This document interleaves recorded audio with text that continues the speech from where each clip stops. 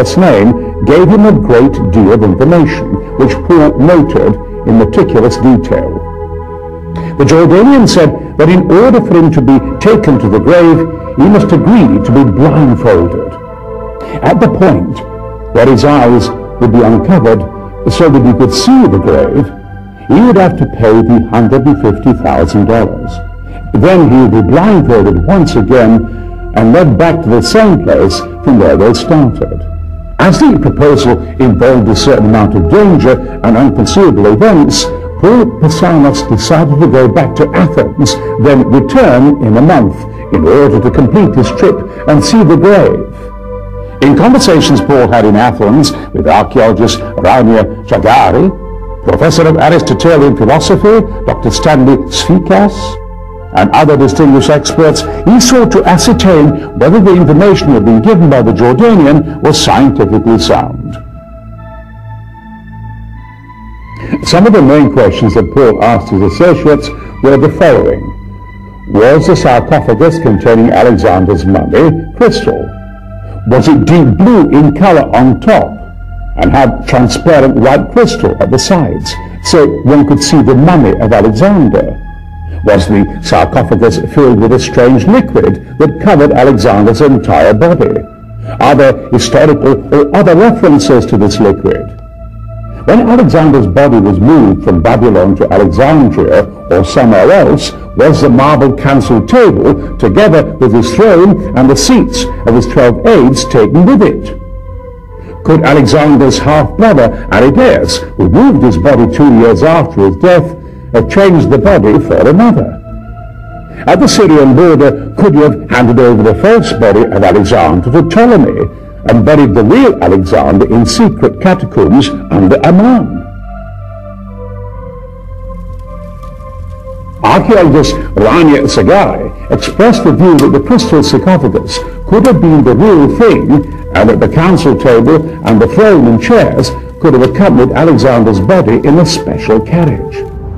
But Dr. Sfikas stated that such information does not exist in the writings of Arrianus, Plutarch, or Rufus, so they have no scientific authenticity. However, the turbulent era in which Alexander died and the conflicts of those who remain behind do not rule out the possibility of an eccentric plot to replace Alexander's body with another and bury it elsewhere. The white-haired Jordanian had also divulged another amazing piece of information to Paul, the scientific validity of which he wanted to check. He claimed that the entrance of the chamber at the end of the gallery, where Alexander was buried, had a magnetic field, preventing the entry of visitors to the site of the sarcophagus. Paul visited the Democritus Research Center and asked the scientists there if it were possible for magnetic fields to be artificially created, capable of absorbing and eliminating any material body that passes through them, and able to repulse the human body, preventing it from entering the area. The scientists said that this was inexplicable by today's science, therefore not accepted.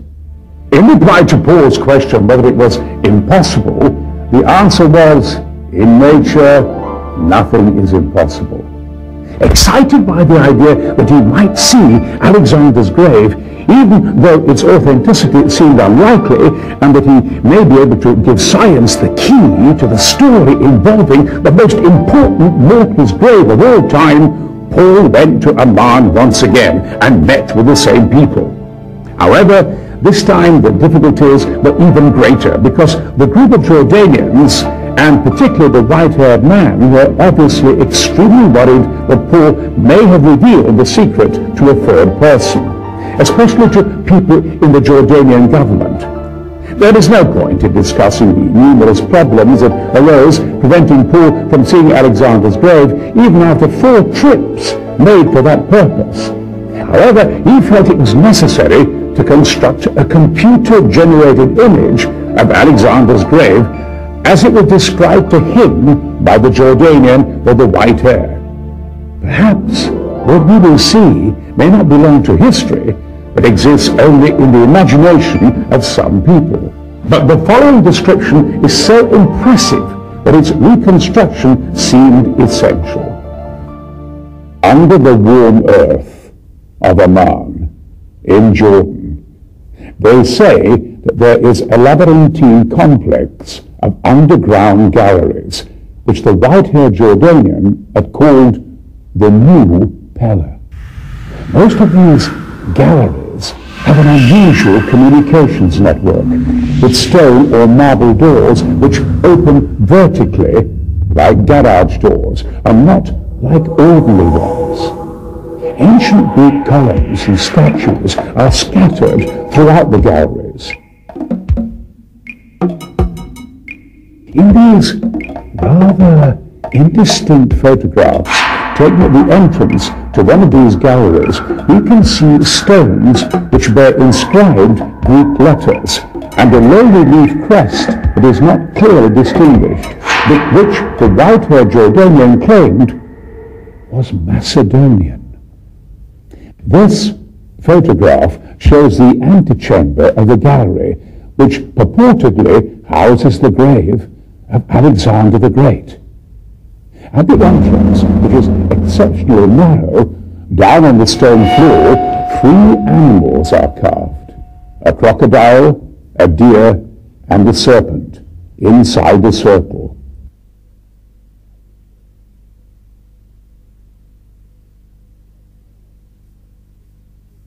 To the left of the entrance, chiseled into the rock, is the head of an African woman.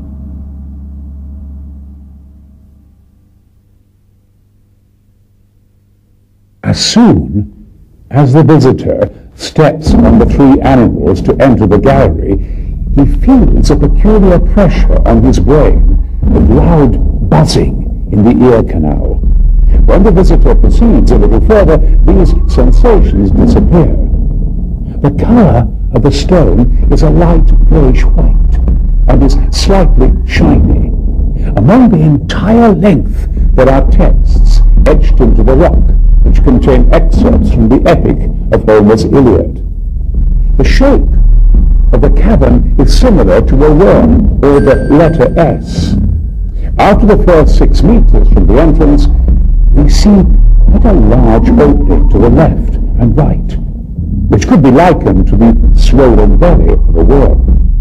On the left are 6 small stone seats with a stone bench in front, while on the right there is only 1 stone bench.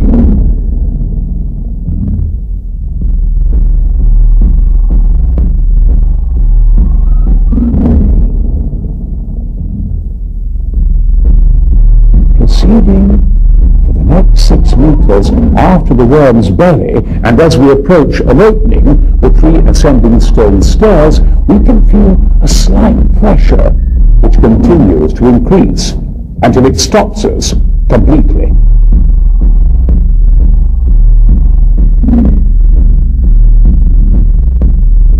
The white-haired Jordanian called this pressure an obstruction and maintained that if we continue, it will kill us or will throw us violently backwards.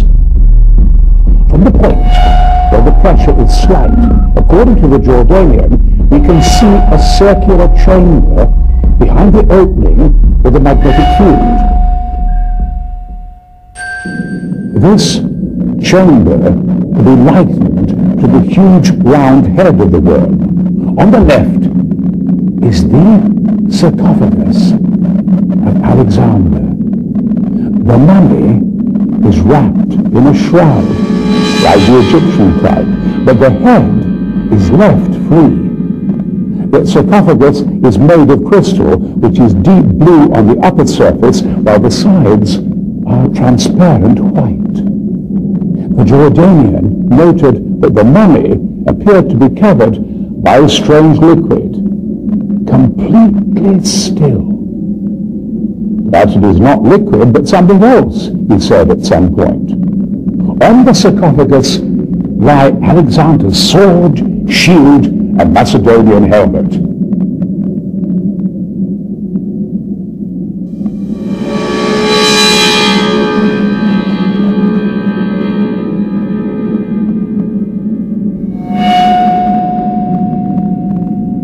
Down on the stone floor and slightly in front of the sarcophagus are gold rods, which create a large, brilliant beam. In the background, exactly opposite